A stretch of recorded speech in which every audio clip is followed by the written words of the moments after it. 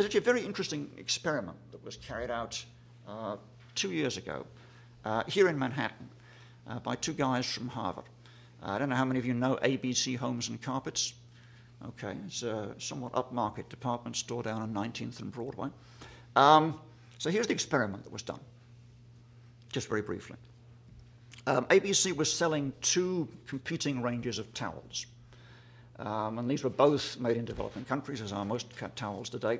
They were both, it happens, made of organic cotton, and they were both made under fair trade conditions, so which means that the sort of labor conditions were carefully monitored and certified to be reasonable.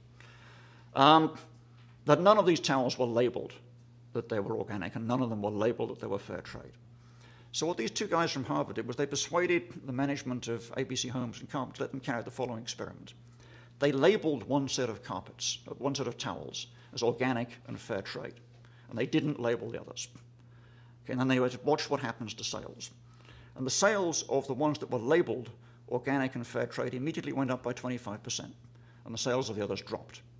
So consumers showed a very strong preference for buying the ones that were labeled as fair trade and organic as opposed to the others. They kept that position for a month, and then they raised the prices on the ones that were labeled fair trade and organic. First of all, they raised them 10% and kept them 10% up per month, and the sales didn't drop off at all. So they were now selling 25% more at a 10% higher price. They then raised the price another 10% for a total increase of 20%. Sales dropped off slightly, but only 1 or 2%. So they were actually making a lot more money because they were selling 25% more at about, they're still selling 23% more now at about a 20% higher price. So they then took the labels away completely, left the towels for a number of months, and then completely reversed the experiment and put the labels on the other side of the other set of towels and found exactly the same thing happened again.